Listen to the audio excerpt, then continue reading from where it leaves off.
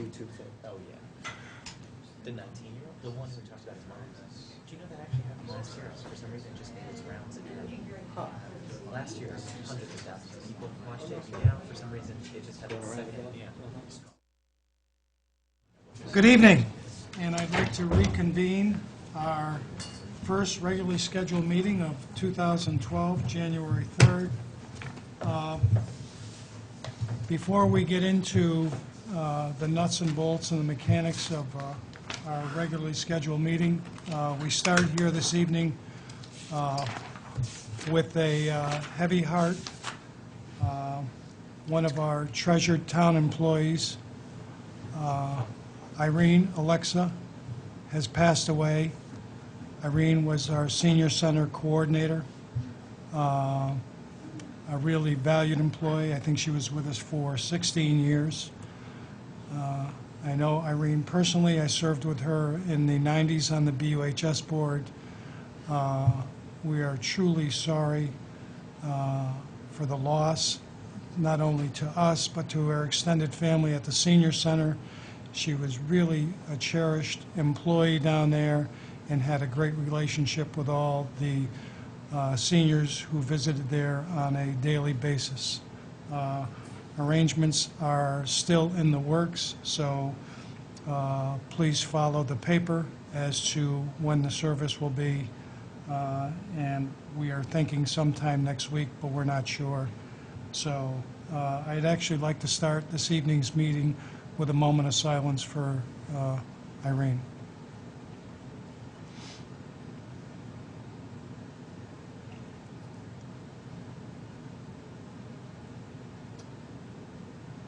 Thank you. And like anything else, life goes on. I would first start by accepting a motion for the minutes of our meeting on Monday, December 19th, and that was a budgetary meeting. Move to approve the minutes from December 19th as presented. Any additions, corrections, deletions? Seeing none, all those in favor signify by saying aye. Aye. Opposed? 4-0. And I would accept a motion on the minutes for Tuesday, December 20th, which was our second regularly scheduled meeting. Move to approve the minutes from December 20th. Any additions, corrections, deletions? Just clarification on page 3 under the adopting of policy, line 21, line 24. Wasn't that to not only impose but also excuse penalties? Wasn't that a big piece of that? Was that there were criteria laid out in which the penalties could be waived? Yes, I think that was true as part of that policy where they would have the authority to waive. So Yeah. Could we just put in then between impose and penalties on line 24 the words "and waive," W-A-I-V-E? yeah. I think that might just clarify the record there as to the significance of that policy. Okay. Thank you for catching that. Sure.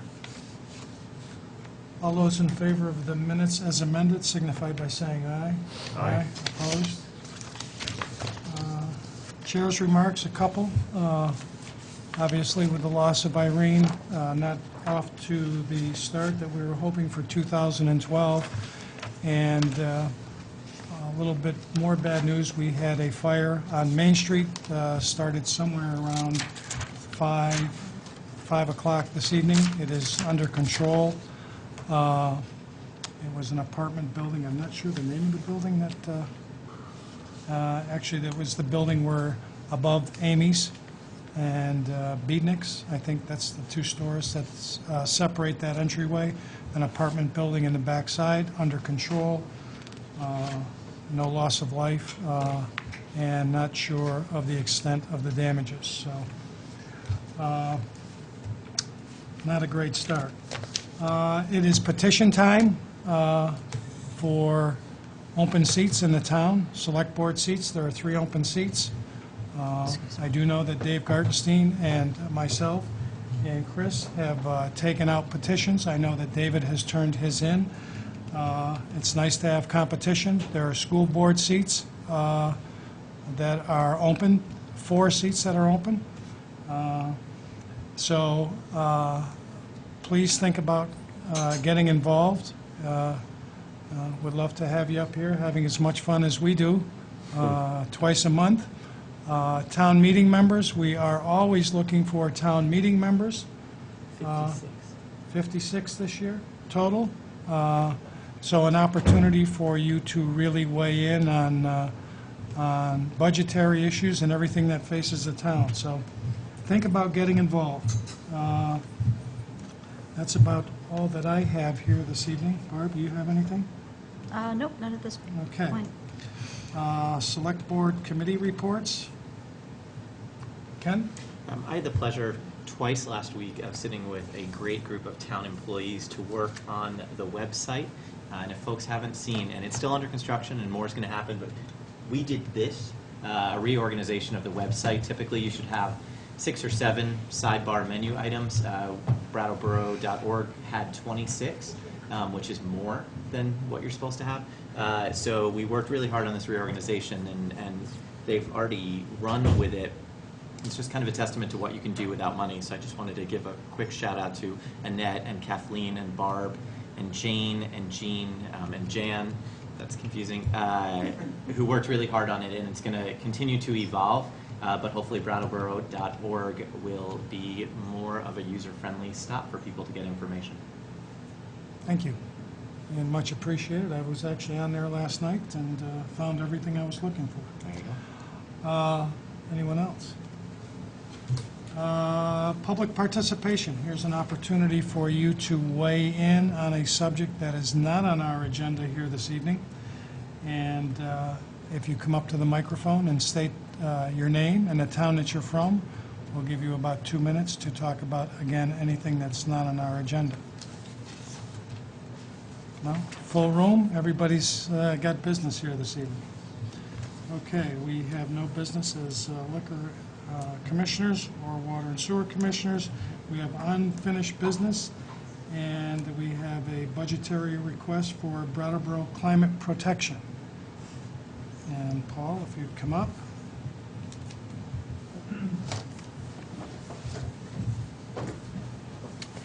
Good evening, everyone. State your name, so we know who you are, but just to make sure everyone else knows who you are. I'm Paul Cameron, Director of Brattleboro Climate Protection. And I'd like to make a statement. Sure. Brattleboro Climate Protection asks the Select Board to continue its 8-year practice of allowing town meeting representatives to consider our annual funding request. We understand the town's budget challenges this coming fiscal year. That's why we want to keep helping town government, local taxpayers, and businesses save energy and money. BCP cuts energy costs several ways. Since our 2002 start, we have advocated for numerous efficiency improvements in 15 municipal and school buildings that so far have reduced electricity and fuel consumption an average of 27%. BCP can't control electricity and fuel prices that have risen sharply and skew any desired apple-to-apple comparisons between past and future costs. But we can say that without the town's efficiency work, it would have to pay the going rate not only for its current energy use, but also for the 27% in consumption that wouldn't have been cut otherwise. As for this coming year, BCP is collaborating with the Public Works Department and the Brattleboro Energy Committee to determine how many town streetlights can be turned off or converted to high-efficiency LED fixtures to further reduce the town's electric costs. We know that this will pay off. BCP recently helped the town apply for federal stimulus funds to install high-efficiency LED light fixtures in the transportation center that have slashed electricity consumption by 25% and so far saved $4,812 annually. BCP appreciates the support of the Brattleboro Energy Committee and countless other volunteers. But by having its own paid staff person, BCP is able to leverage every dollar given by the town into almost $2 more in grants and contributions from foundations and other funders. Grant givers increasingly are requiring proof of community investment before they'll commit money to projects. Without the public dollars the town provides, we anticipate the loss of private dollars and, in turn, the potential to explore further energy efficiency and cost savings. In conclusion, VCP isn't asking the board to approve any money.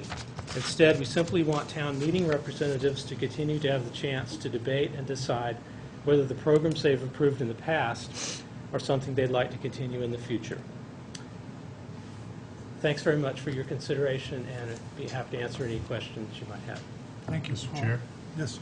I move to approve the request by Brattleboro Climate Protection to place on the 2012 representative town meeting warning an article question requesting $10,000 in funding from the town.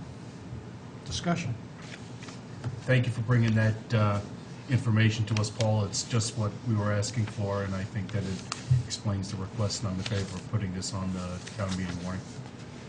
Thank you. Anyone else? Christopher?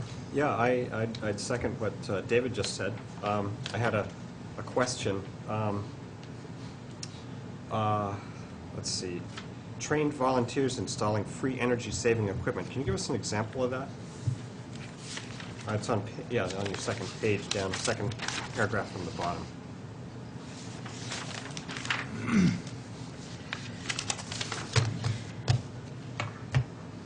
Paragraph starting as Efficiency Vermont Yeah. noted the work of investing.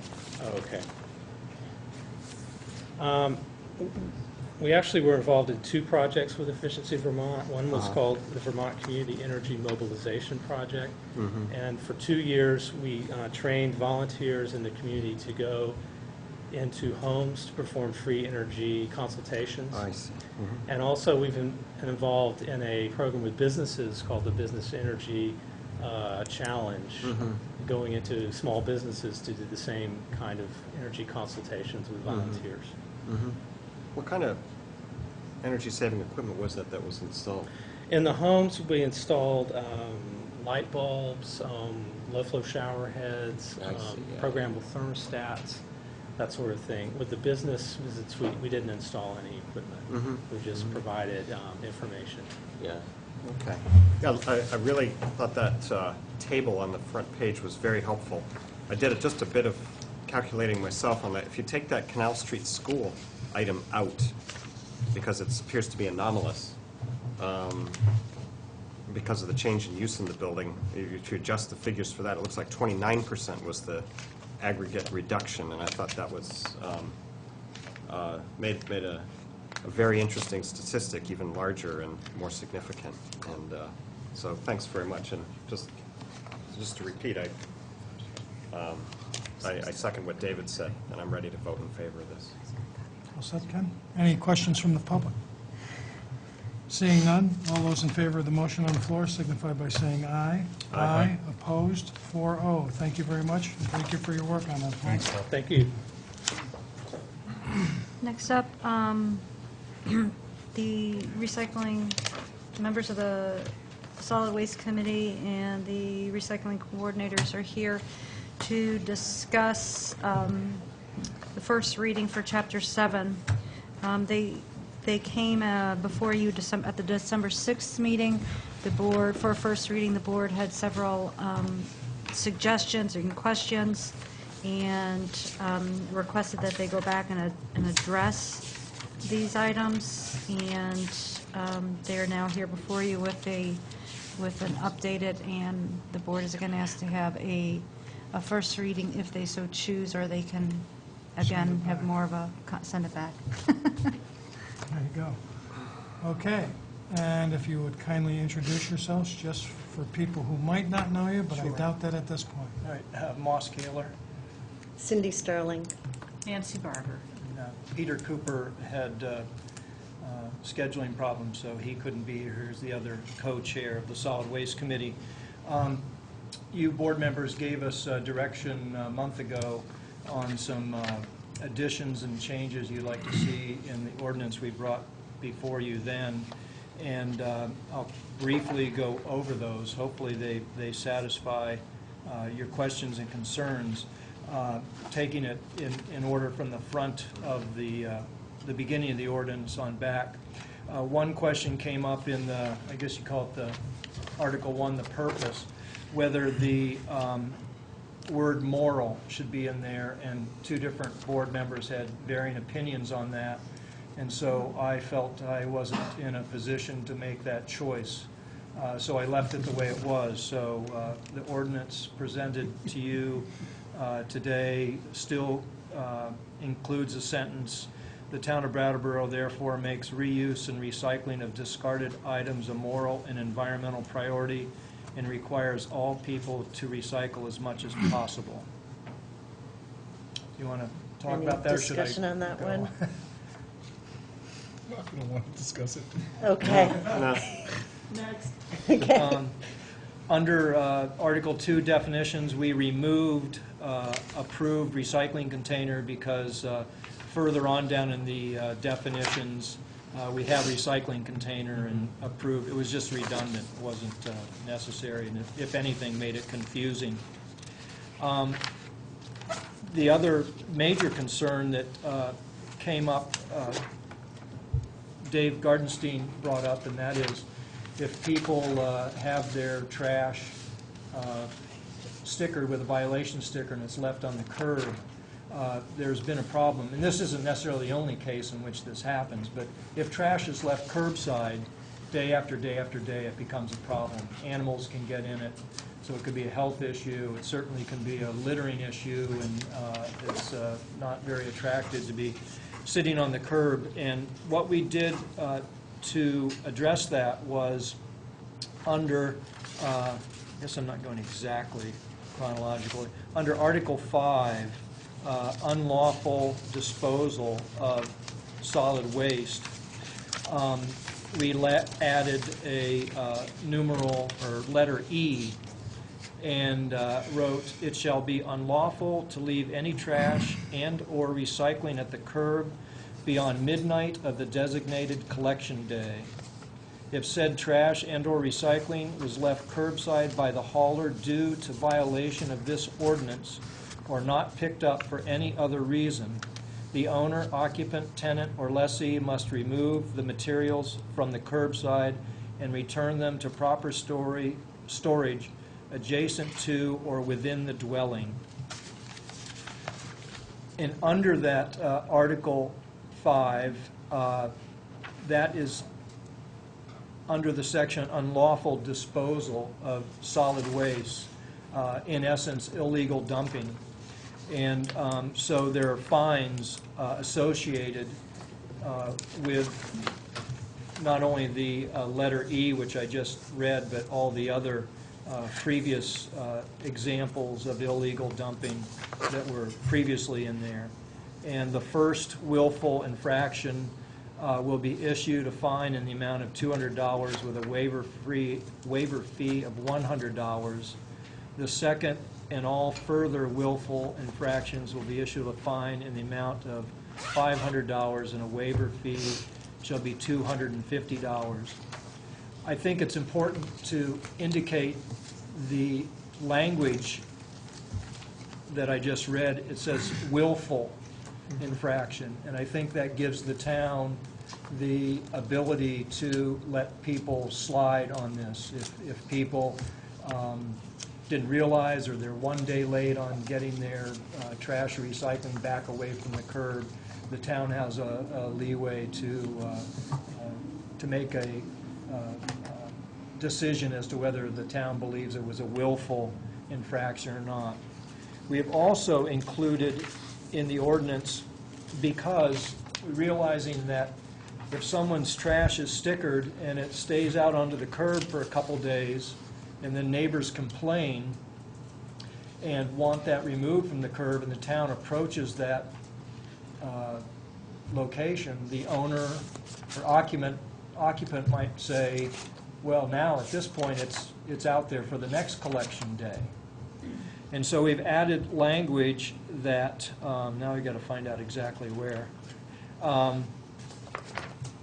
that the trash and recycling cannot be put out onto the curb any earlier than the day ahead. Otherwise, if trash pickup on a particular street is on a Thursday, the owner can put it out the Wednesday morning. So it can be out a full day in What advance. page is that on? It's on the bottom of 64. Okay. Yeah, that's an H. mandated recyclables placed at the curb or curb line shall be placed in a manner designated by regulations established by the Select Board Commission, no Yes. later than 6:30 a.m. on the morning of and no earlier than the day prior to. Yes, Collection. exactly. Thank you for finding that, Ken. And so that gives people a window. They have 24 hours before the collection day to put their trash and recycling out. They've got the entire day that, you know, hopefully if it's put out early enough for the hauler and everything is sorted properly, trash and recycling, and the trash contains no recycling, it's going to be picked up, so all they'll have is their can or their recycling container to bring back at the end of the day. But as I said, the language is such that if they receive a violation sticker because they had trash in their, or recycling in their trash, or their recyclables weren't sorted properly, or were in plastic bags and it was left, or they simply put it out too late and they missed it that day, they're required to bring it back in by the end of that day. Does that seem to satisfy Thanks for your addressing that. I needs? think that's good Yeah. language. Are we suggesting things now as well We'll let them finish. on that section? Yeah.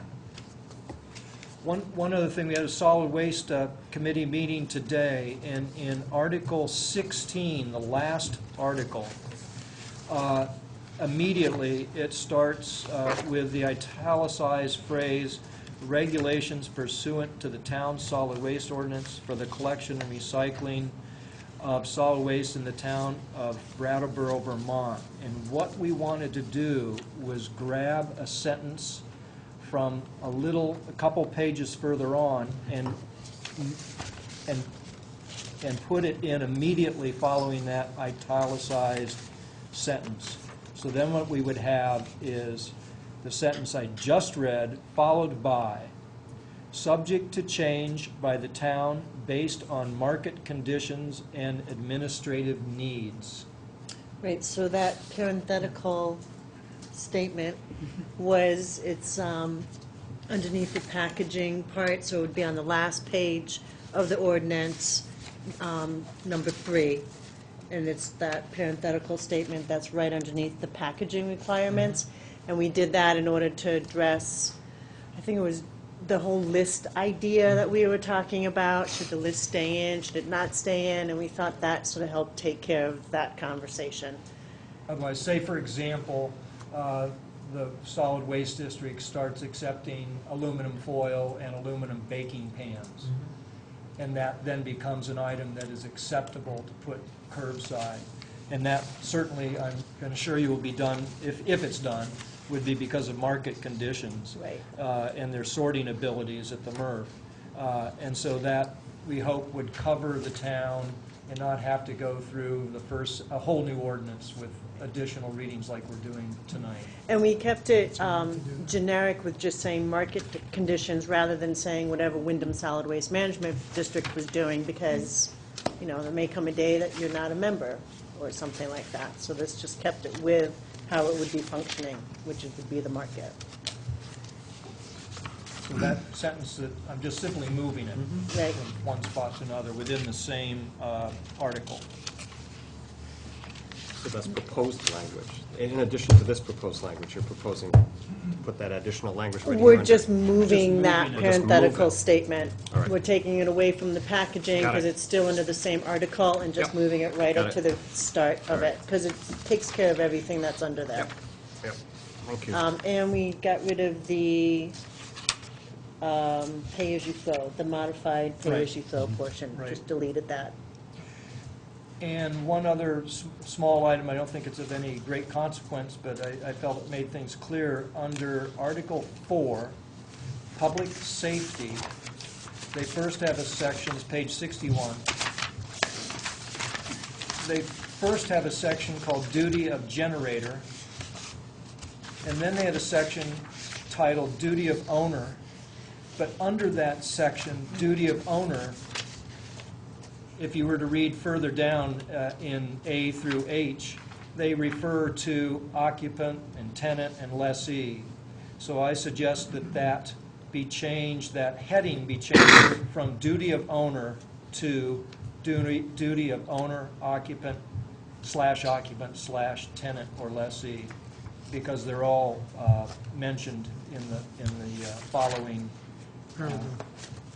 sections. Okay. Ken? Mine is minor, but on 63, under E, I think the sentence should just end, must remove the materials from the curbside. I think for us to then specify where it has to go Okay. is probably beyond our reach. Because if they wanted to travel somewhere and go recycle it, that'd be Yeah. okay. Okay. That's all I had. Is that fine? Everything else looked great. And you also have that same language in section I above, because you put it under the Yes. obligations, you make that change there too. Oh, Yeah. yeah, there too. Thank you. Christopher? I just, a minor suggestion and a more substantive issue.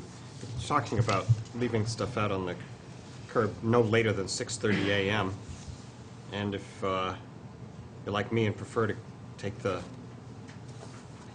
recycling out after 6:30 when I go out to get my newspaper, I mean, I don't want to be in violation of the ordinance because I put my stuff out later than 6:30 a.m. Yeah, the only reason that's in there, the Triple T's contract indicates they're not allowed to pick up any trash or recycling anywhere in town any earlier than 6:30.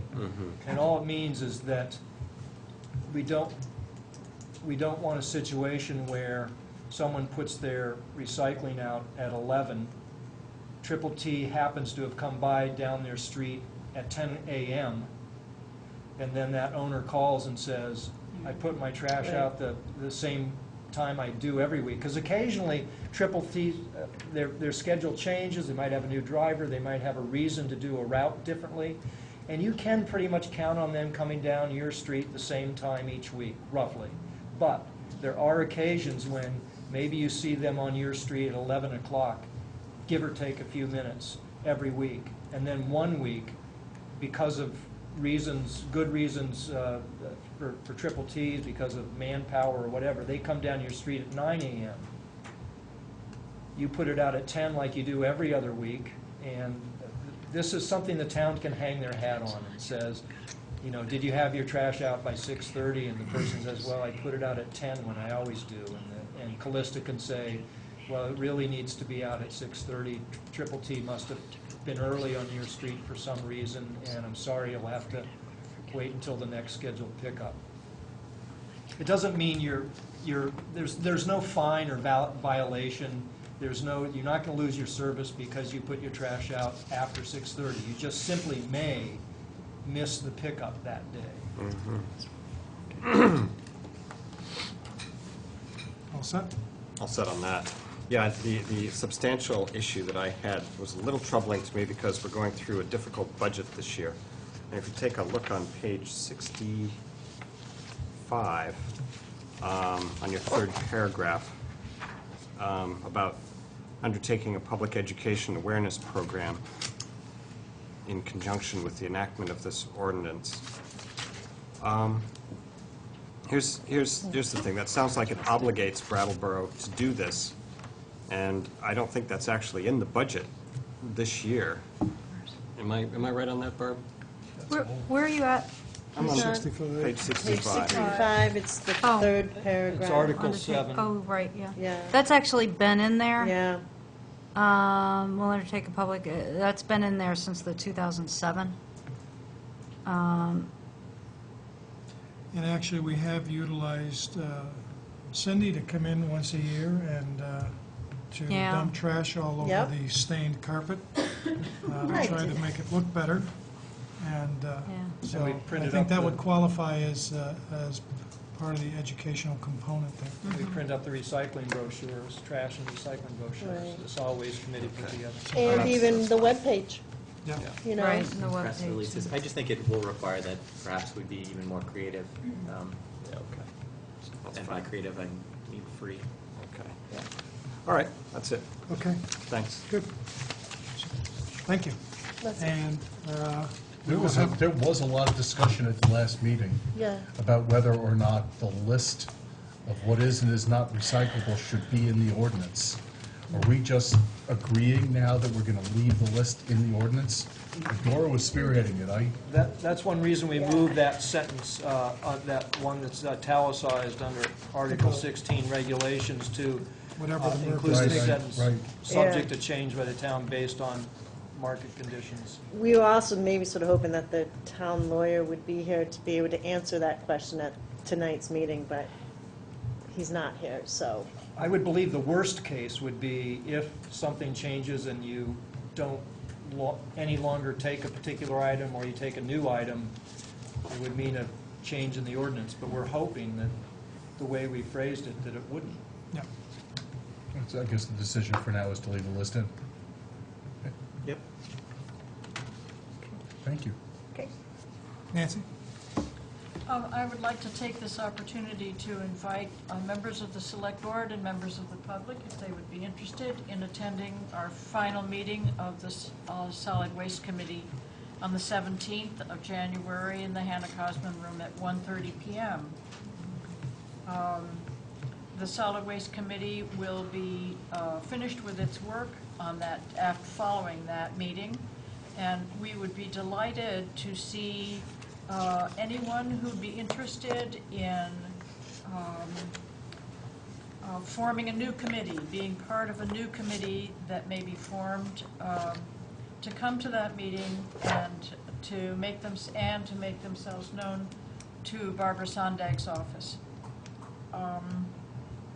I would also like to request that the money that was left in the budget from the coordinators' budget, some $400, be available for the reprinting of brochures or other such small printing costs that may arise.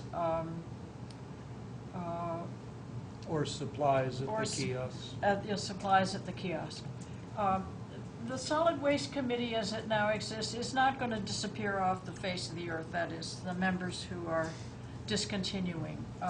We will always be devoted to the cause, and you may see us now and again, especially on Moss's volunteer list for the cow dumpster on Fairground Road. So I put in that request in the hopes that that small amount of money will stay available for the new committee and for the eventual, if needed, reprinting of the brochure and other small supply needs for the kiosk. And I think Nancy speaks of that through the end of this fiscal year, Right. understanding Right. that everything's a Yeah, new that would be true. financial puzzle once the July 1st rolls around. Right. Right. Well, I want to thank you again very much. Much appreciated. Nancy, thank you for all your time and service. Very much You're welcome. appreciated. Yeah. Along with Peter and a lot of those committee members who have served us quite well over the years. And so we will reconstitute the committee That'd be great. and give them a new charge, whether that's at the next meeting or sometime in February before this board is finished for the year. So we will be looking, hopefully there'll be some volunteers at your next meeting. I hope so. Thank you. Thank you. Thank you for your work. Thank you. Okay, and that was the first reading for the solid waste ordinance, so there'll be a second reading at the following meeting and then a vote. So if people have other things they'd like to discuss about that ordinance, the opportunity is also at the second, at the public hearing at the second meeting. Next, unfinished business is building a better Brattleboro. Representatives from the Building a Better Brattleboro Board, as well as Andrea Livermore, were at the December 20th meeting, where they presented an appropriation request of $90,000 for the downtown district, our special assessment district. The board asked BB to submit a revised budget and present it to the board at this meeting. I believe board members received that via email. There are revisions, and I'm not sure, do people have that with them? Did we get copies? No. Do people need copies of that I now, think that- or are I there? have it. You need a copy? I can have mine. I think we're all set. Yeah. Okay. You're up. Okay, thank you. I'm Bob Stevens, current Vice President of BABB. I'm Andrea Livermore, the Executive Director of BABB. Dan Yates, I'm the Treasurer of BABB. Welcome.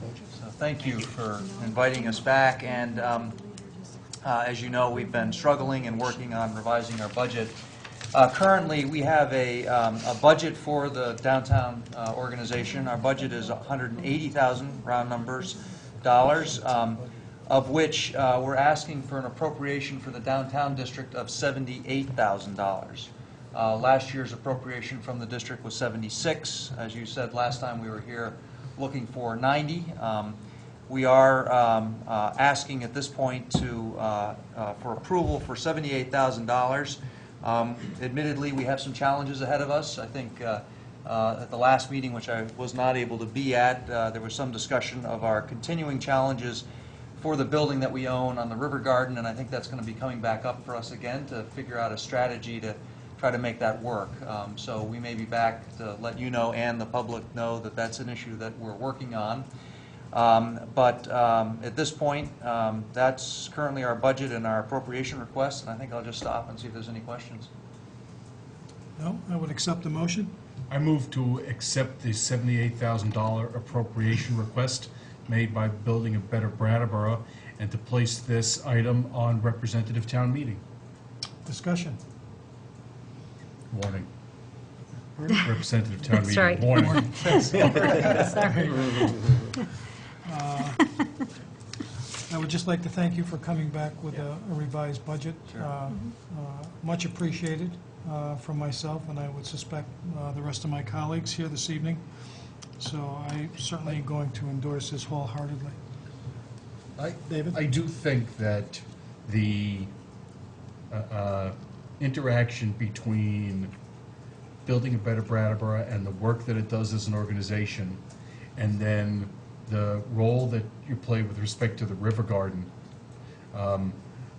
is or are topics that would bear further discussion. Yeah. So that we can make sure that those two things that you're dealing with are better understood, and if there's any way that we can facilitate better use of the River Garden and better management, we'd like to participate in that discussion. But having it come up last Yeah. time as part of the budget discussion, I think was not the best forum Yeah. to have that discussion. Yeah, and I think, you know, in the broad view, and maybe it's useful for folks to know, I mean, we're looking at a, you know, at a downtown that's taken some hits in the last year. So we are trying to focus our efforts on trying to fill those spaces back up. We're trying to refocus again on the River Garden. And I think, you know, you've identified some good issues. We're going to be starting an outreach campaign with our stakeholders, the building owners in town, and I think we need to continue that conversation with this board as well, because we're working in partnership down there, and you know, we need to figure out a way to improve the whole and improve that grand list. So, thank you. Yes, Howard? I don't know, if any of you could tell me with the change in the grand list and this now 78,000 requests, is there going to be an increase to the members of the district, or will it be about level, or? Last Well- year's appropriation was 76,000. Right. This year, so there's a slight increase in our appropriation. And as I understand it, the grand list has actually gone down in the district with some adjustments in some of the properties. That's So correct? there will be an increase That's correct. for the Very business slight, owners. Do you know what it is? Or It'll be based upon the assessed value for the DID district. It has its own separate grand list. We had certainly talked about at the last meeting that grand list had dropped by about $2.5 million. And until we set the tax rate, we won't know what that assessment is in that district. It always has the potential to go up and or down. Yeah. So there is an increase here of $2,000, and again, what happens will be based on the grand list of the DID. Just remember, the grand list isn't set until April 1st. So you can't say what the tax rate will be until after the grand list is set, which is April 1st. So, and I would agree with Steve, that we definitely need to have good communication. We know that the river garden is an issue. We need to figure that out. We're here to assist you, and so without further comment, all those in favor of the motion on the floor signify by saying aye. Aye. Aye. Aye. Opposed? 4-0. Thank you. Thank you. Thanks, Steve. Thank you. Steve. Yeah. Jeez. That's Wow. all right. Excuse Close me. enough. Been a tough day. Sorry. Steve.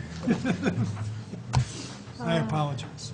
Next, we have the chair of the town school board, Margaret Atkinson, is here. Steve. The town school board had a vacancy. I'm sorry. That was created when Lori Cartwright was sent to the BUHS board, and they come tonight with their recommendation. They did the advertising. They are now coming back before the board and requesting the board to do the actual appointment of Peter Yost to the town school board. Good. So, Margaret? you're Hi, up. Margaret Atkinson, Brattleboro Town School Board. Peter Yost. Nice to meet you, Peter, and thank you for coming forward to volunteer. Could I get a motion on the floor, please? I move to appoint Peter Yost to fill the vacancy on the town school board. Discussion. The only thing I will say is that once our charter changes are approved, this format won't happen anymore. We that won't be you'll- meeting like this. We won't be meeting like this anymore, and that you'll be able to do this on your own without coming here. So, thank you for volunteering. I wish you good luck. I'm not sure you have to run for your seat right away, which is, Actually, this appointment and the appointment you made earlier in the year, according to the charter, are all up for elections. Yeah. So it's quite unusual in that there's 4 open Four open seats for seats. the 5-member board this year. So anyone Well, interested? good luck to you. Yeah, I'm the continuity. there's going to be a coup. So if anyone's interested, all right. any questions? Good. All those in favor of nominating, the nomination on the floor of Peter Yost to fill a vacancy on the town school board, signify by saying aye. Aye. Opposed? 5-0. Thank you. You're welcome. Congratulations.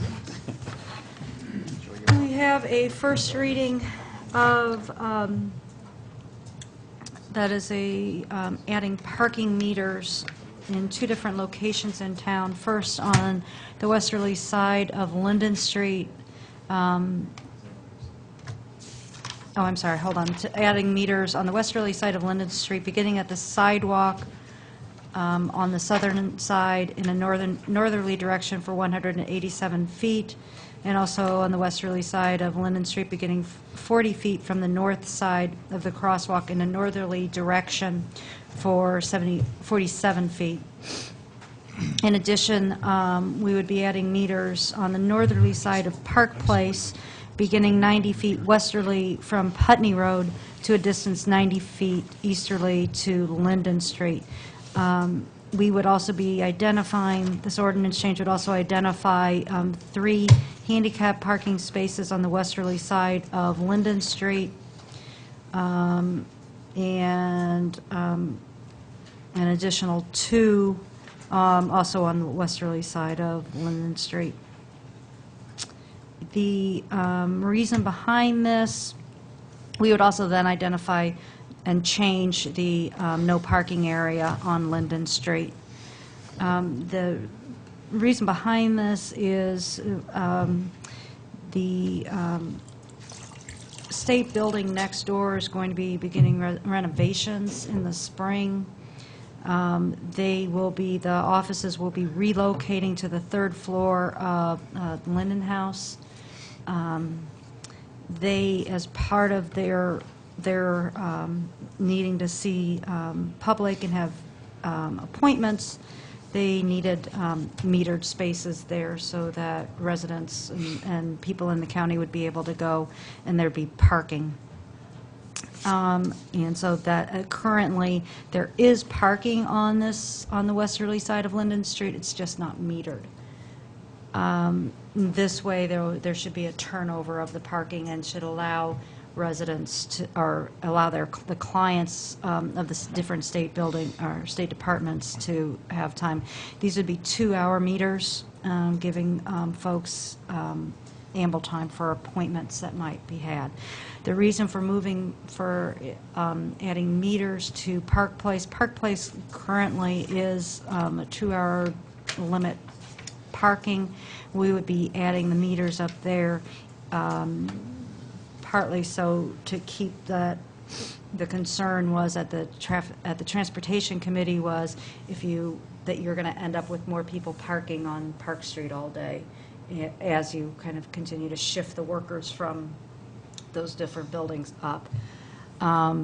There is separate state employee parking that will be available in the what's now kind of a little parking lot, gravel parking lot off of Linden and Cedar Streets. So these meters will be just really for the clientele. And as we have additional as the retreat continues to add programming, and as we get more things down there, we just need to continue to look at the parking. This was approved unanimously by the Transportation Committee for it to be brought to the Select Board, and again, this is the first reading. Any comment from the board? Got a couple of questions. I notice when I drive to work in the morning that there are cars parked way up. And so we're going to take away that parking. And why is that? They're really parking further up than they should be at this point, and part of that is actually has just as much to do with safety issues. Okay, all right. And the other question that had me scratching my head was that I see this proposal comes to us from the Transportation Committee. Yes. It has to do with parking. Transportation parking. Oh, parking. I see. Transportation is parking, same Oh, okay. committee. All right, thanks.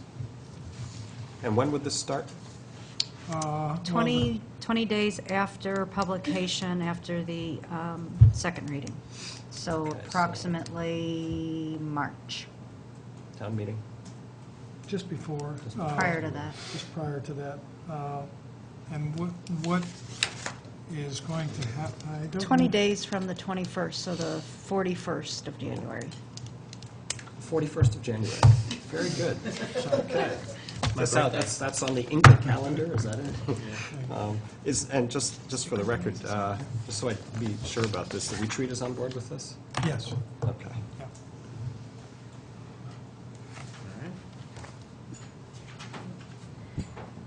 Ted Guthrie, citizen of Brattleboro.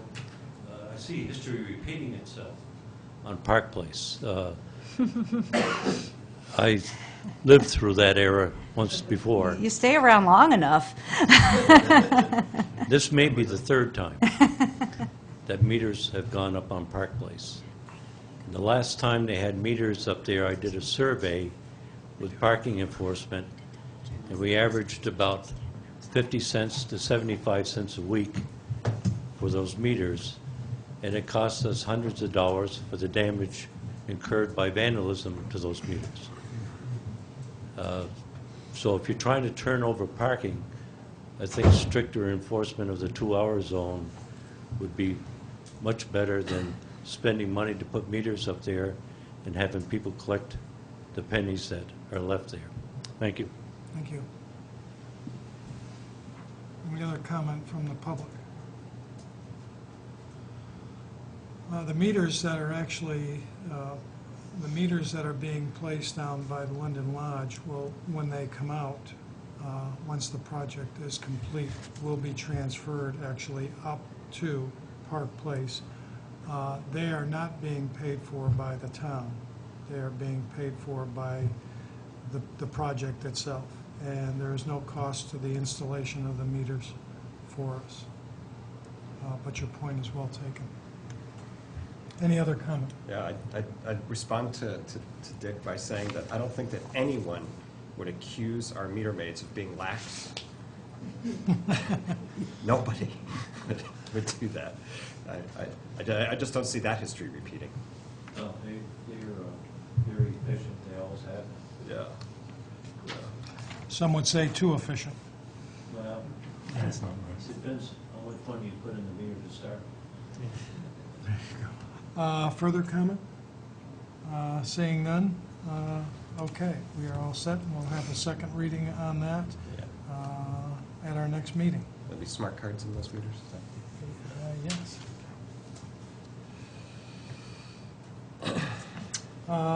Ordinance amendment, first reading of the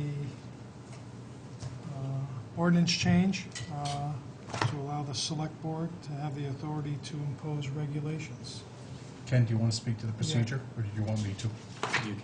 You want me to? Yes. All right. We have a liquor provision in the Brattleboro ordinance, and in order to allow the select board to adopt the procedures that Ken's working committee proposed, we are proposing to add language to section 11-89 entitled Suspension or Revocation of Licenses. The new language would say the select board / local liquor commissioners may at any time adopt rules and procedures for the granting of liquor licenses, suspend or revoke an entertainment, club, restaurant liquor license based on any of the following grounds, and it lists a number of grounds. After the ordinance is amended in this way, we'll then have the authority to adopt these rules and procedures, which are what Ken's working group developed. So this is the first reading of this language, just as with the parking meter ordinance amendment. This is the first reading. We'll then have a second reading, probably at the next meeting, and then a vote, and then it'll be published, and then it'll become law 20 days later. Further comment by any of the board members and/or the public? Thanks, Ken, for giving me that opportunity. Yeah, it's great. Yeah, Process is teaching me patience.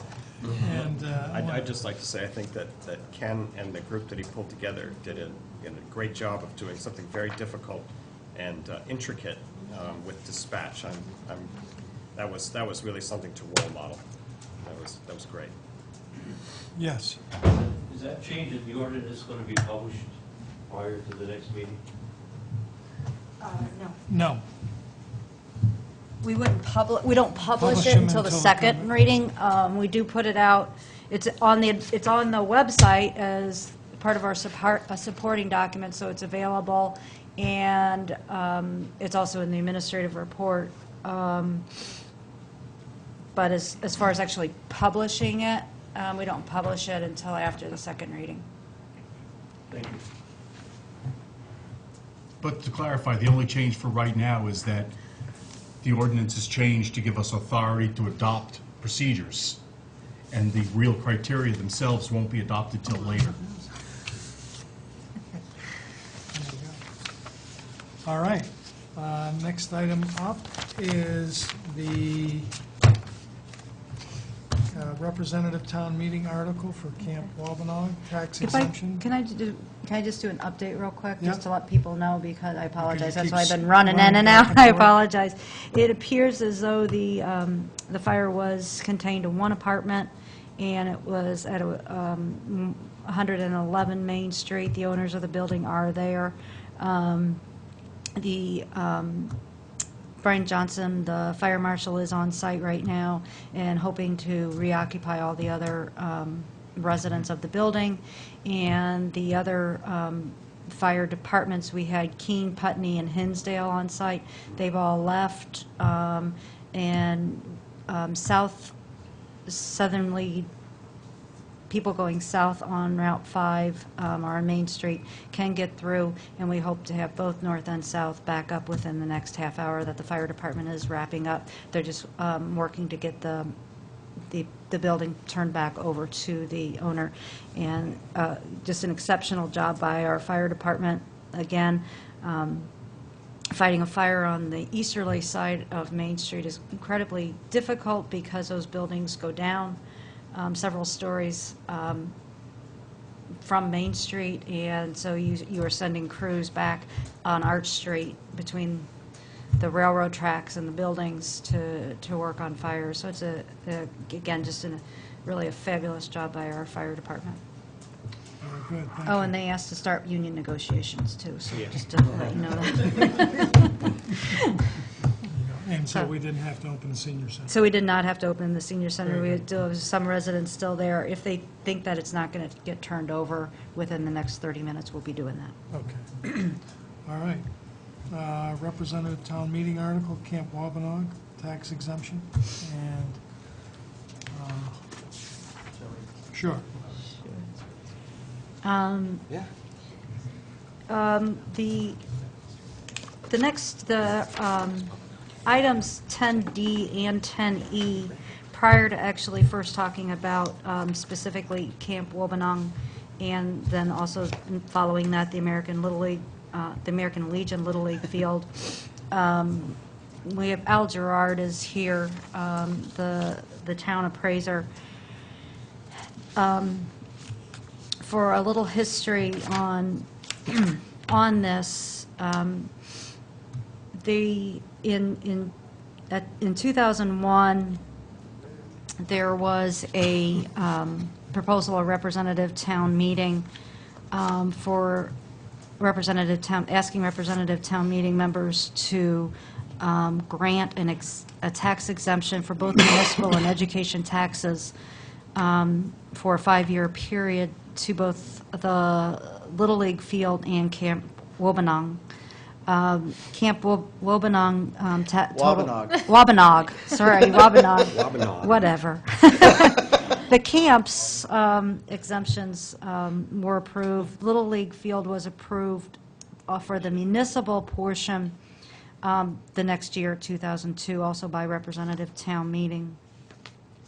And that was, so they were given a 4-year exemption so that all the exemptions would expire at the same time. In 2006, when the exemption expired, the appraiser, the town appraiser at that time, and the state district advisor reviewed all the exempt properties.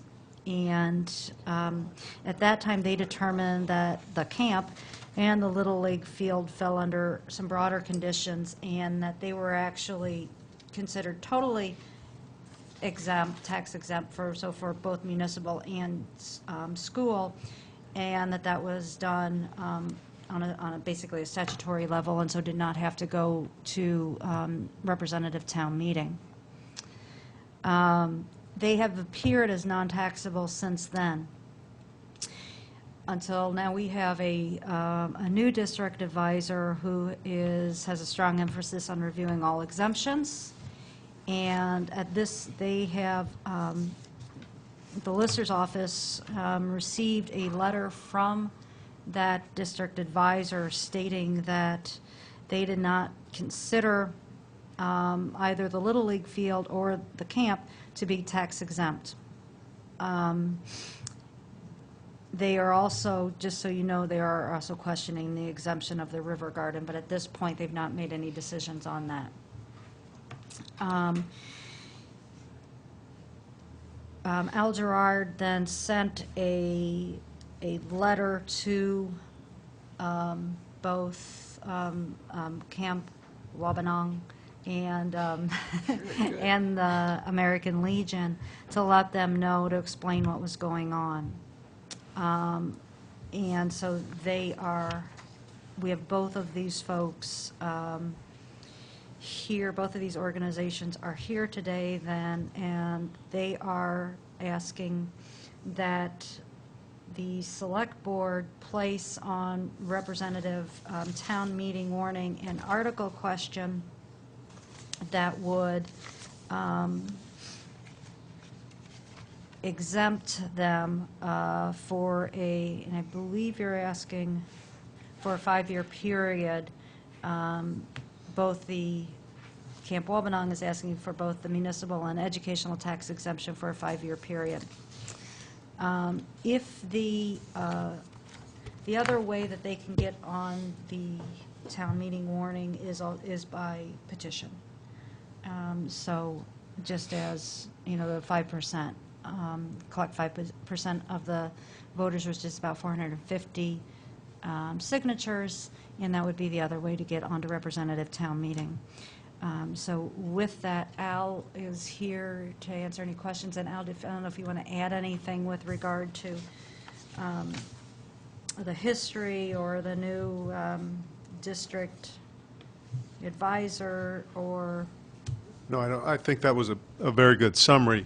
I wouldn't blame it all on the district advisor. I think it starts a little higher up in state government, the tax department and the division of property evaluation and review is really scrambling to try and enhance the education fund, I guess is the way I would put it. And so they're looking very carefully at any exemptions. Just a little more on the background. Since the American fly fishing case was decided back in 1989, that broadened the possibility for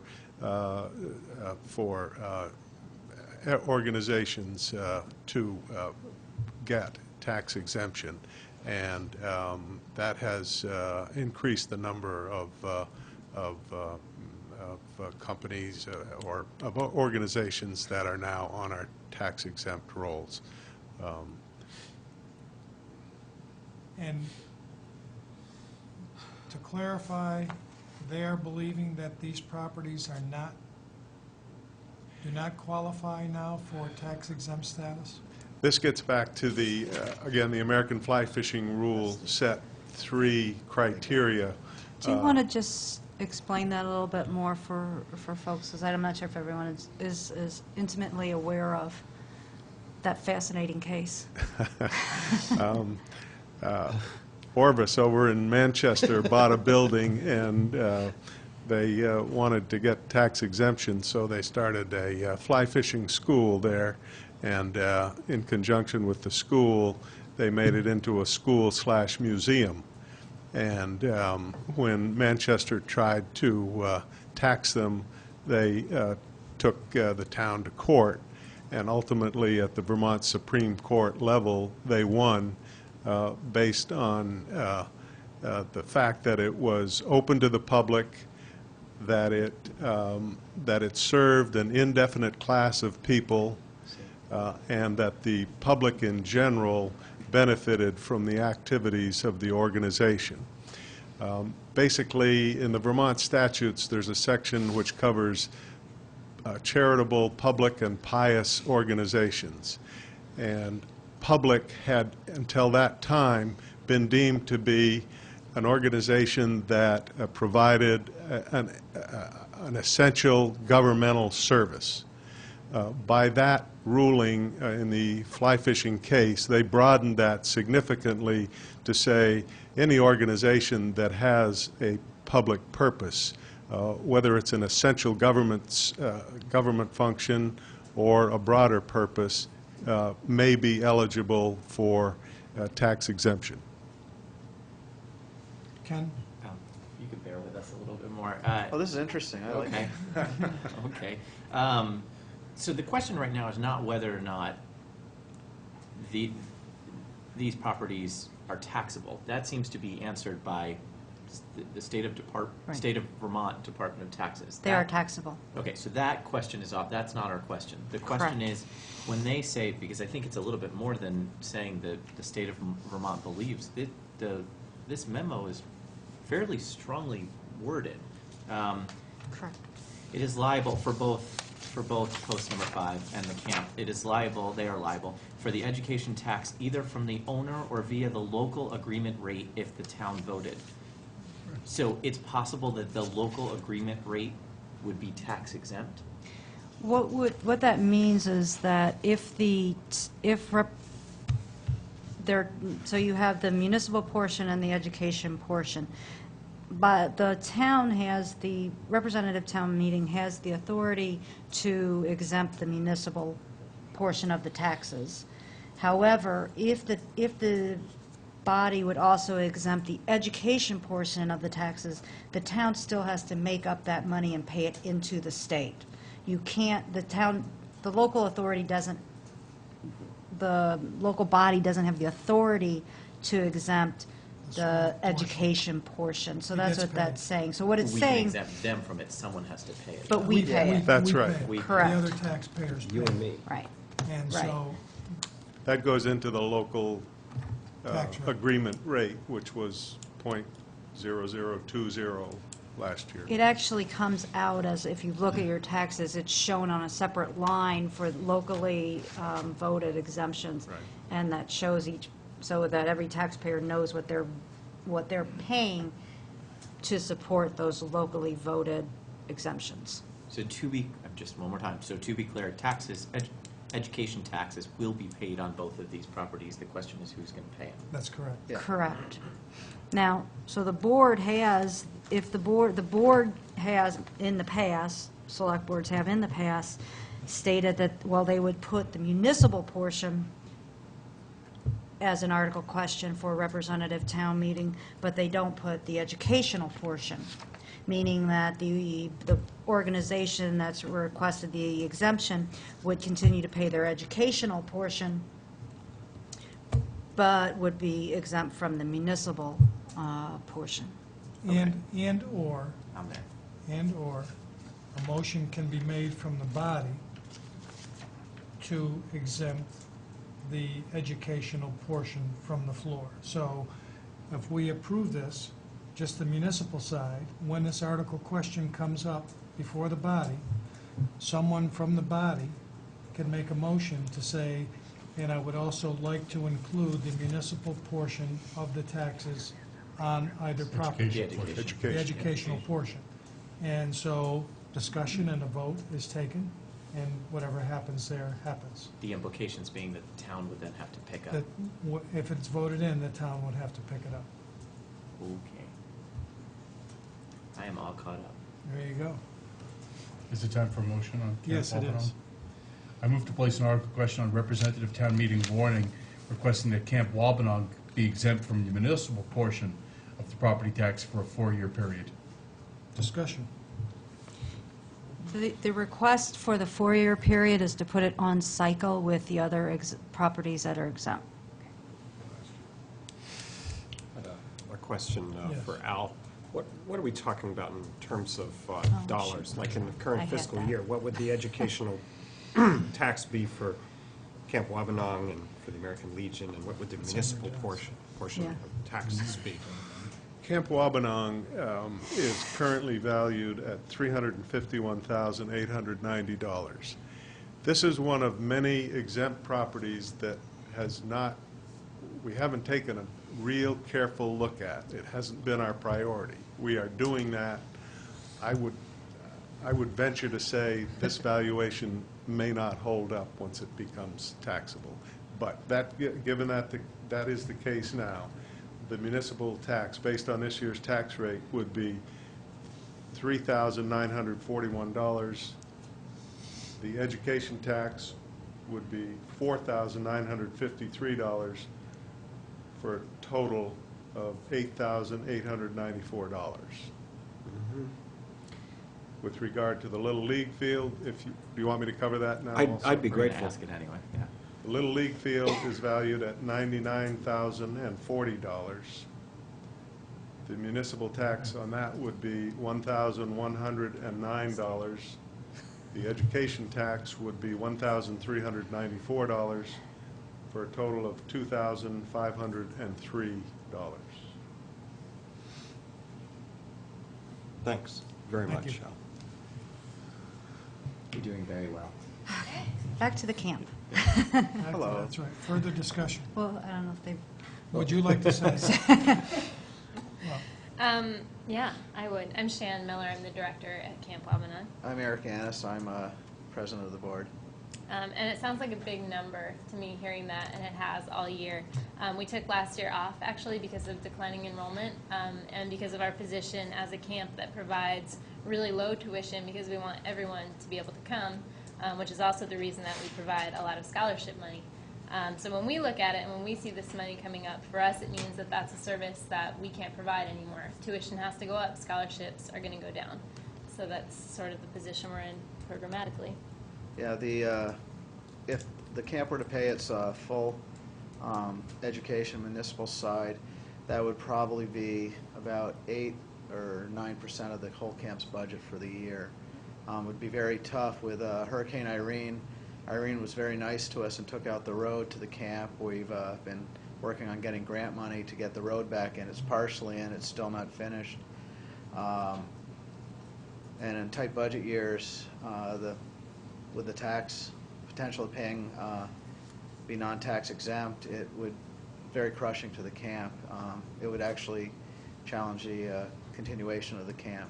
The camp originally was a 4-H camp, and what was it, about 10 years ago? It 4-H decided they didn't want to support the camp anymore, so the camp since then has been not affiliated with 4-H. And let's see, the land the camp's on is rather steep. The main hall, I think on the property card, I think it's valued at like $240,000.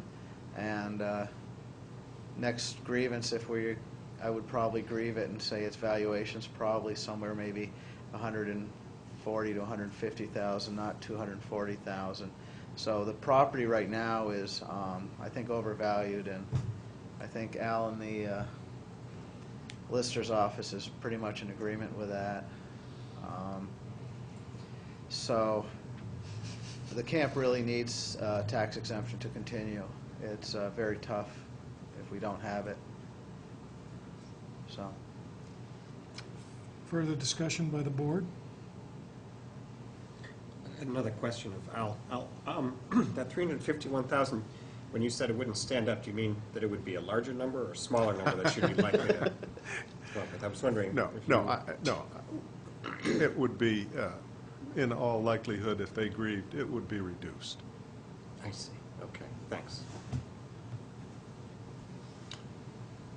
Ken? No. All set? All those in favor of placing this on the town warning for the property tax portion only for a 4-year period for Camp Wabanog? All in favor of the motion signify by saying aye. Aye. Opposed? 5-0. Thank you. Good luck at town meeting. Thank you. I will run again. Good. Move Next. the question. Retired Chief Richard Guthrie is here to address the similar question with the American Legion Little League Field. And I think you've heard the story now, and so I'm not sure Mr. Guthrie has anything he'd like to add with regard to the Little League Field. Just a little history. As a child growing up in Brattleboro, in the end of World War II, that was a sand pit, vacant at that time. And the community of Brattleboro organized and built a Vets Village, small housing units for our returning warriors from World War II that did not have any housing when they came back to Brattleboro from serving their country. So I look at this piece of property as a historical site because I know, and I knew back then, many of these families, and I have knowledge of some of these families still living in Brattleboro. In 1952, I was a charter member of the Little League, which was sponsored by the 40 and 8 and American Legion. We played in some very rough territories around the Brattleboro area because we did not have any organized field.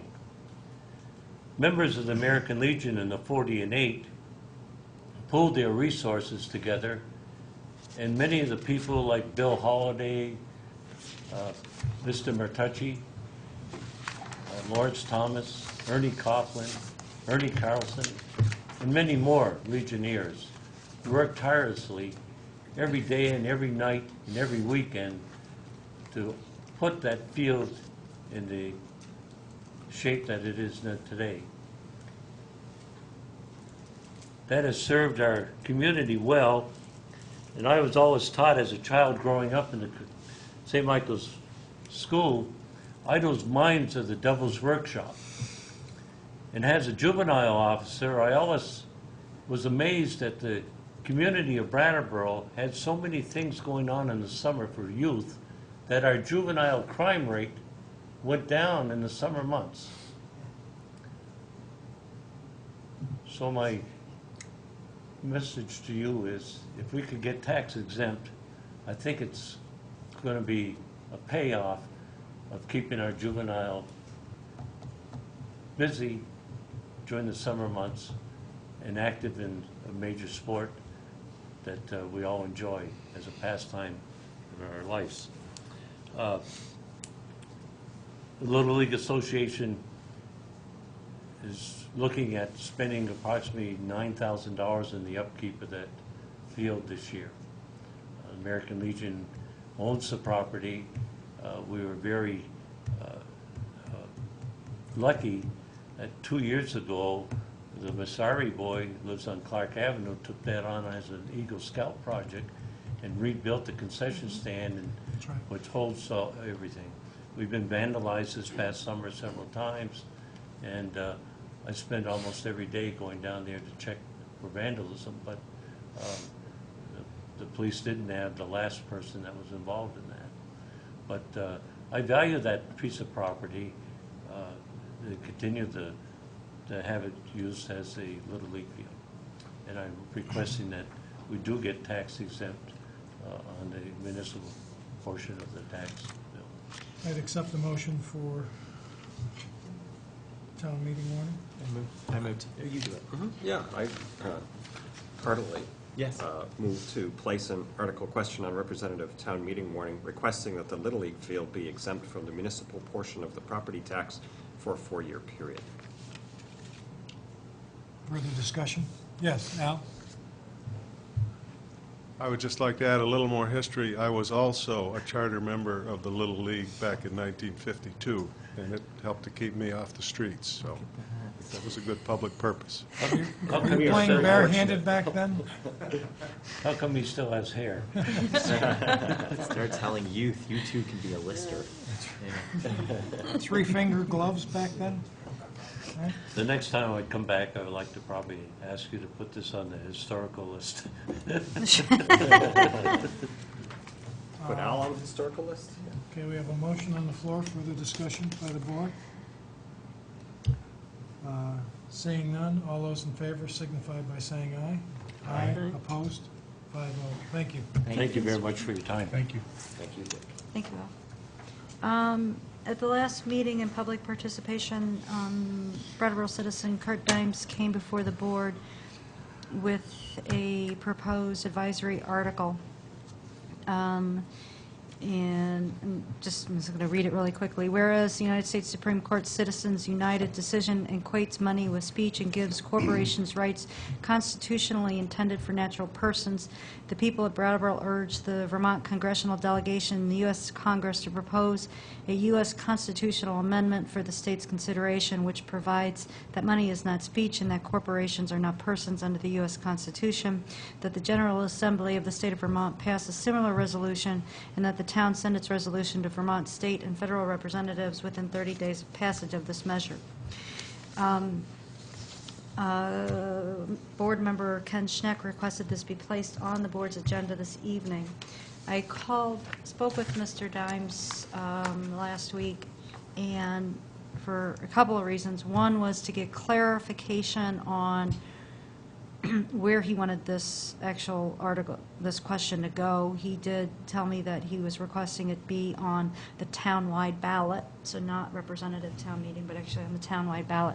I also then asked him, let him know that Senator Bernie Sanders has introduced a resolution, and so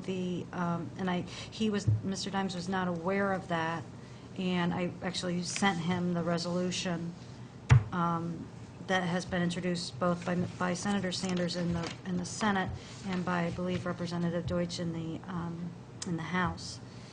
And I know there are people here prior to talk this. I don't know if anyone's talked with Kurt. I thought he'd be here this evening. Because I'm not sure where the board wants to go with this at all, I guess, but I'm also not sure if it doesn't seem as though it's necessary to urge the Vermont congressional delegation to propose an amendment because a member of the Vermont delegation has already done so. Dora? Yeah, Bernie's actually campaigning on this and has been for a while. There's also, and I can't remember what her name is offhand, maybe the members of the press might remember, but there's also a state legislator or senator, is it Ginny something or other, that is trying to introduce something in the state as well, and has been Lyons. Oh, Lyons, that's right, Ginny Lyons.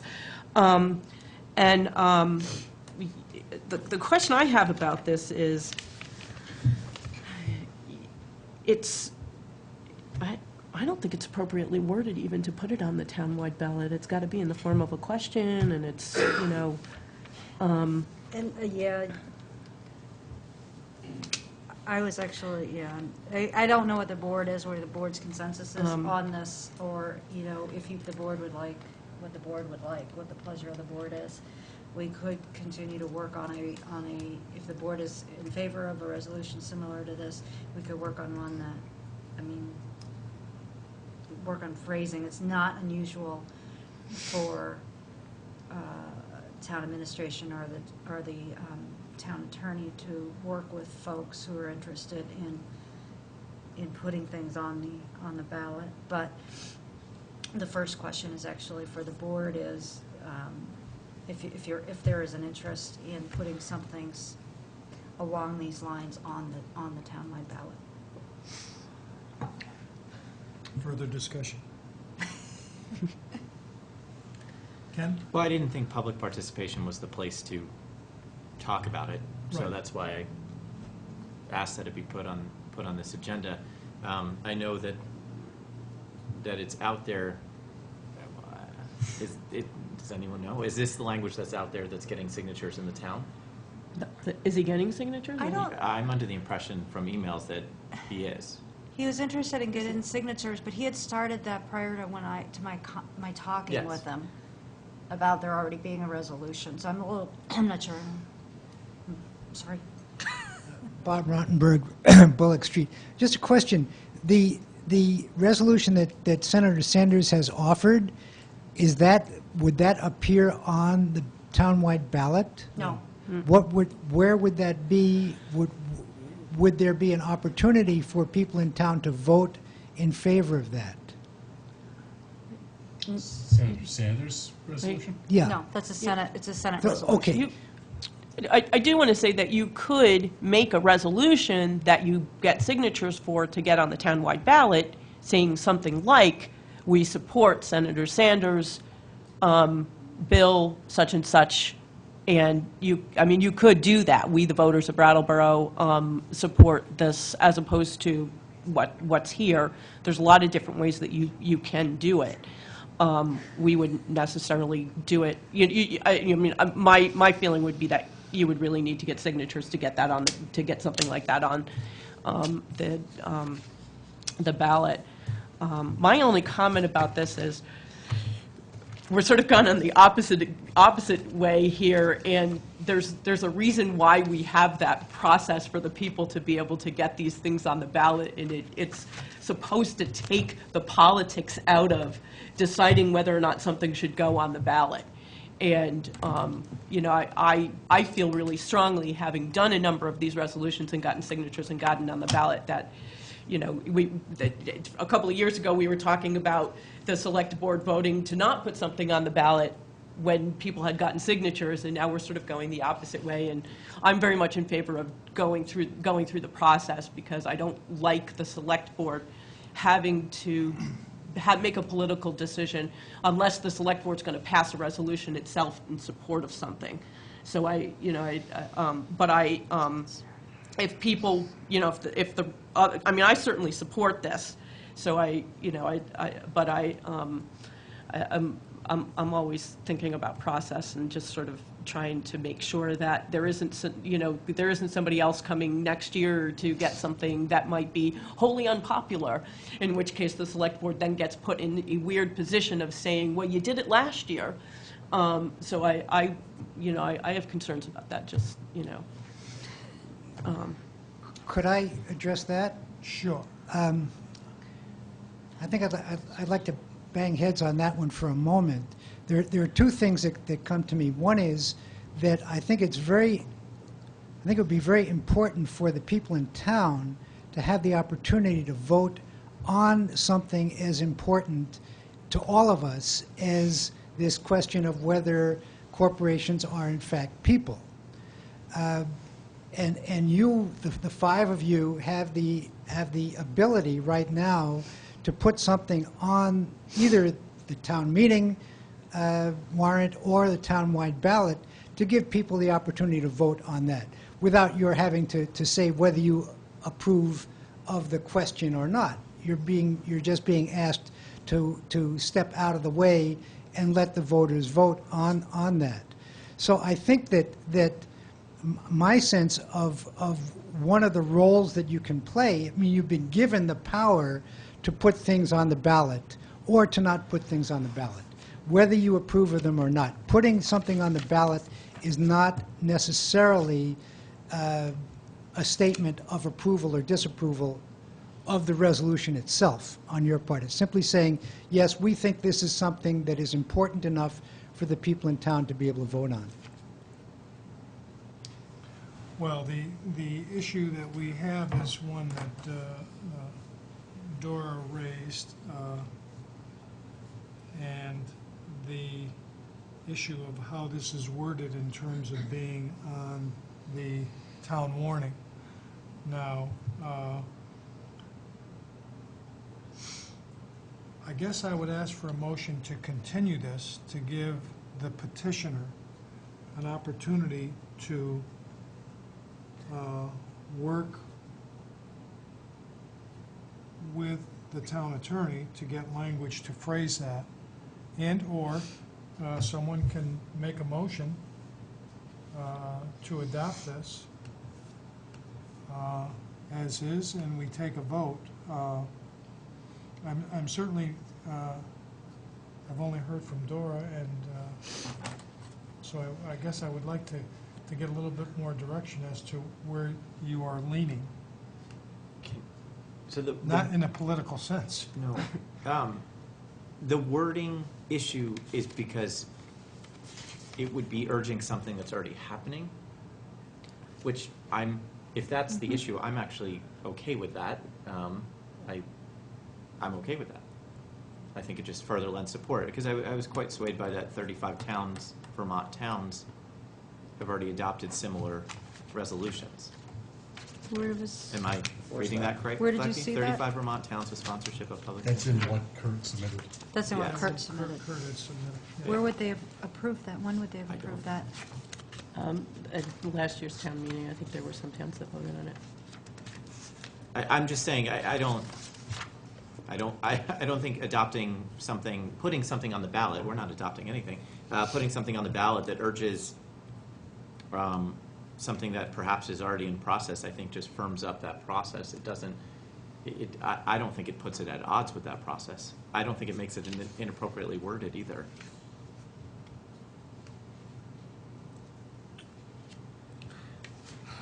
Well, does that make it a yes or no? I mean, does that make it just, it's placed on the ballot, and here it's not saying, do you support?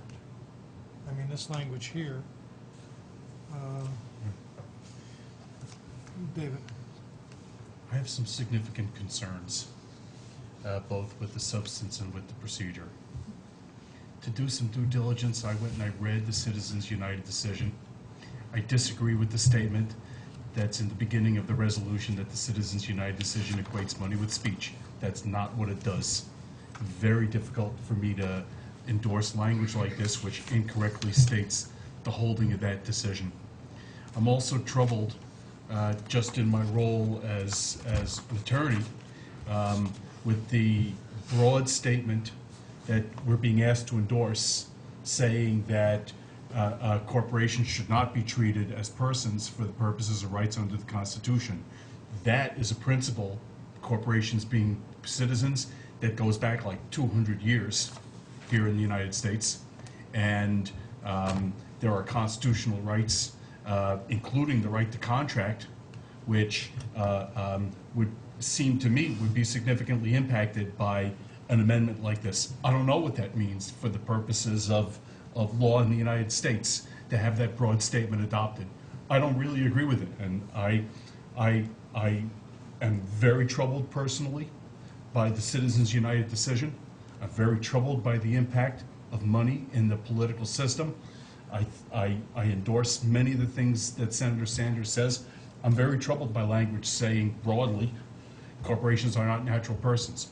Those are substantive concerns I got about what I'm reading here. I got separate procedural concerns that echo what Dora is saying. We may or may not be in favor of this particular article here. But as I was out taking my walk yesterday, I was thinking about the most odious resolutions that could be presented to the board. What happens if somebody walks in here next week and wants me to vote in favor, and this is again a personal political issue, of a resolution that endorses bringing guns into public meetings? That's what's going on over in New Hampshire. Or what happens if somebody walks in here and wants me to endorse putting a resolution on the town meeting warning saying that a life begins at conception? All right, those are things that I don't want to have to vote in favor of. And I have a very difficult time being asked to make this decision. There's a process in place saying that people can collect signatures to put this on the town meeting warning. That's what Dora was speaking to, I think. And I think that's exactly the process that should be used. Ken? Well, I guess my question is, why do we have this power then? Because we do have this power to put things on the ballot, in addition to, as we've discussed, people being able to go out into the community and get the signatures, which I support. I think that's great. In some ways, this in my head is very similar to the liquor criteria discussion of I'm sitting here and not understanding what are the rubrics by which we look at whether we have this power to do this. So I need more direction on when it is that we're supposed to be using that power. I don't think Barb? those two things are not mutually exclusive. Someone going out into the community and getting the signatures, of course they can do that. But that doesn't then deny the fact that we also have that power. And if we have it, when is it we're supposed to use it? I don't know that we can answer that, but I'm struggling with when it is we're supposed to do that. If as a board member you're looking for when you can and when you can't, you're not going to find that. Because there are going to be different times when you will agree and different times when you just because you have the power to do something doesn't mean you always choose to do it, and doesn't mean it's always wise to use that. That's kind of part of, if you were going to look for what criteria would I use to make that decision, I mean, the criteria would be, one is I'd always go back to the charter and look and see how do things get on the agenda, what's the bar that's been set in the charter for getting things on the agenda, and I would also then look at what, this is if you look in the charter at the townwide meeting ballot, it clearly talks about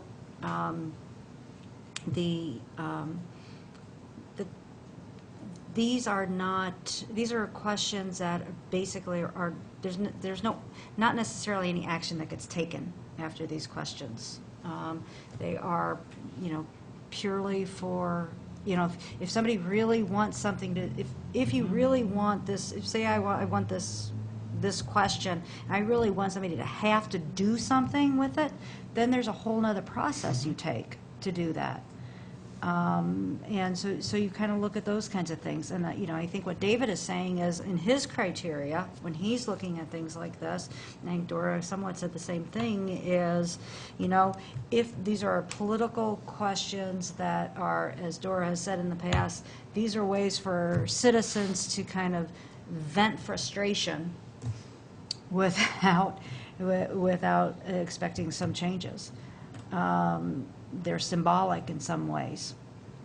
And, and I think what they're saying is, if you have something that, is this something that the board as a body should use their power on, they're going to say, these folks, it sounds like, are going to say, no, this is where the people should use their power. And do that. You could say the same thing, and we could have different discussions about whether that's really even true for the Little League field. Right. The Little League field, and should they have gotten now, should they have gotten a petition to get on? You can make that discussion, and there could well be times when organizations will come forward and say, I want a tax exemption, I'd like for the town select board to put me on, and the board may say, no, you should get petitions. You should get petitions because we feel that, for whatever reason, it doesn't have the same public access, it doesn't have the same meet the same public needs, those kinds of things. So, these are questions I think that you'll get better at as, you got 3 years, so you'll be, you'll figure it out. It's now only a little over 2. Christopher? Yeah, I really have to say that I'm troubled by this question, by this matter of this townwide ballot, and it's my hope that we will not even act on this, and if we do, that we say no. And here's why. I personally am appalled by the decision on the Citizens United. It's just amazing that the Supreme Court has taken such an activist stance, reversing a long trend in American jurisprudence on the issue of corporate spending in politics. And I would refer people to an article that I saw in today's New York Times, I believe it was the editorial page, about the effect of this in very currently in the Iowa caucuses, where the super PACs belonging to each of the candidates, in fact, in Republican candidates, and even a super PAC in the wings for President Obama, is taking the controversies and the negative advertising outside the official campaigns themselves, which are thinly separated from the candidacies. The negative advertising is separated with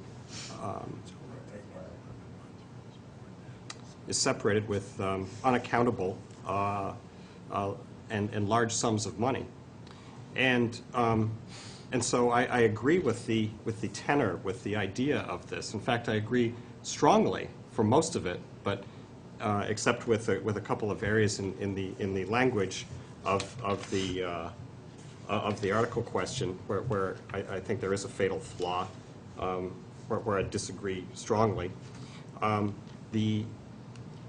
The problem I have with this echoes what David was saying, that there are flaws in the language, and the article itself appears to be superfluous.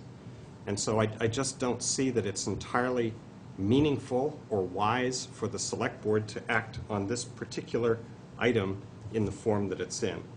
And for that reason, I would suggest that the people behind this go about getting signatures, because I would want to see that there is wide community support before I would feel comfortable taking a vote as a member of the town meeting, which I believe I am on an ex officio basis. Well, having heard all of you, this was a request by a board member to place this on our agenda, so therefore I would feel it is germane to vote on the action that is requested. And Well, Wait 1 second.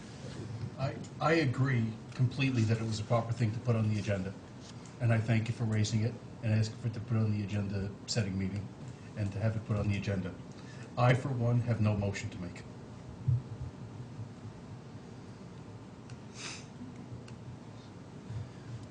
I don't either. Is that it? Ken? I'm feeling a little stuck right now.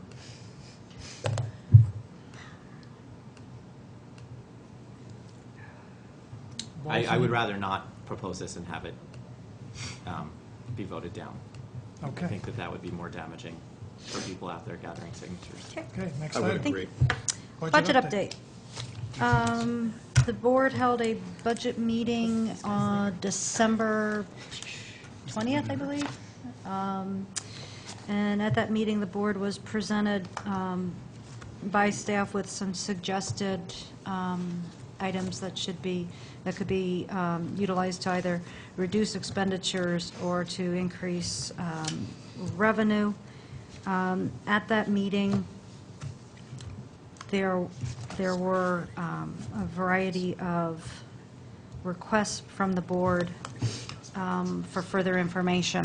And there is a meeting on Thursday, January 5th at 7:30 a.m.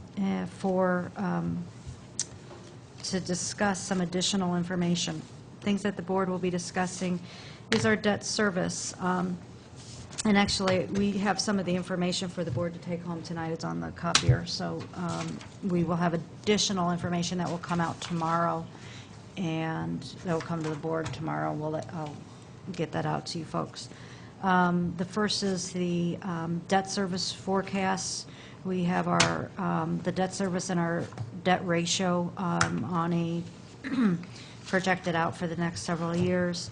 The fund balance, we're showing the fund balance for the past several years, and also our percent of fund balance. So what we have actually kind of reserves as a percentage. The board will also be discussing non-resident fees. That information with regard to the library, Jerry is putting that together, and I'll have that for you tomorrow. He was going to have that done tonight, Jerry Carboni with the library.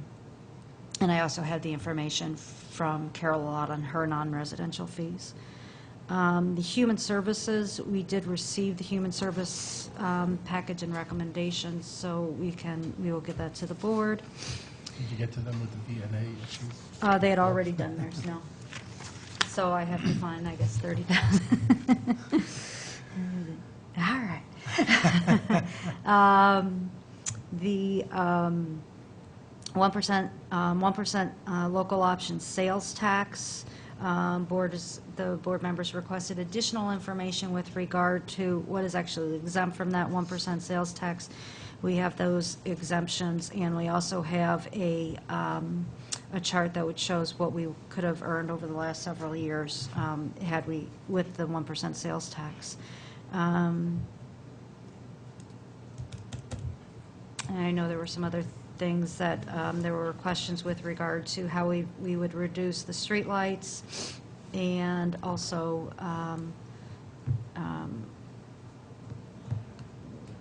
the police fire study, and some of the additional information on that. The police fire, I've not put that in the package for you. We can discuss it, we can talk about the options, and the only reason I haven't put it in the packets is because at this point we don't have numbers behind the proposed designs, but we do have proposed designs so that the board can see what's being looked at. We should have numbers within the next couple of weeks, I believe. And so with that, obviously the board is continuing to work on the budget. It is, it's tight, and I think And I think what the board will see when looking at our debt service, when looking at our fund balance, and when some of the other information that you're given is that it's going to continue to be tight. And to let the public know, at our last meeting, we were sitting at about a 1% increase, whether that holds true. Certainly Thursday's meeting has a strong possibility of changing that. So I again encourage people, if they would like to see what really happens, to come at 7:30 on Thursday. It is AM, yes, AM, yes. And every year the process gets a little bit more difficult, making difficult choices. And so I encourage people to come and listen to the debate and offer in. Having said that, meetings? The 7:30 a.m. Select Board meeting to discuss the budget on January 5th, Thursday. Also on Thursday at 6 p.m. is the Skateboard Committee meeting in the Hannah Cosman Room. The January 9th, Monday, January 9th at 5 p.m. Energy Committee in the Hannah Cosman, 6 p.m. the Planning Commission in the Select Board Meeting Room, and at 6 p.m. the Rec and Parks Board at the Gibson-Aiken Center. Tuesday, January 10th, 4:30 p.m. the Finance Committee in the Hannah Cosman. Also at 4:30 in the Select Board Room is the Wastewater Treatment Plant Upgrade Oversight Committee. There will be a special Arts Committee meeting, but the place is to be determined, but it is at 7 p.m. on January 10th. Also on the 10th at 7 p.m. is the Tree Advisory Committee. January 13th, 10 a.m. is the ADA Advisory Committee, and also at 10 a.m. is a quarterly bar meeting on January 13th. Monday, January 16th, 6 p.m. is West River Park meeting at Gibson-Aikens.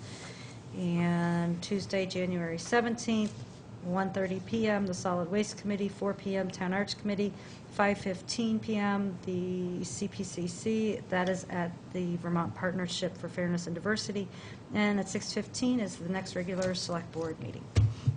And I would accept a motion to adjourn. Move to adjourn. All those in favor signify by saying aye. Aye. Opposed? 5-0. Thank you. Thank you, BCTV. Thank you, board members, for engaging in a good conversation this evening.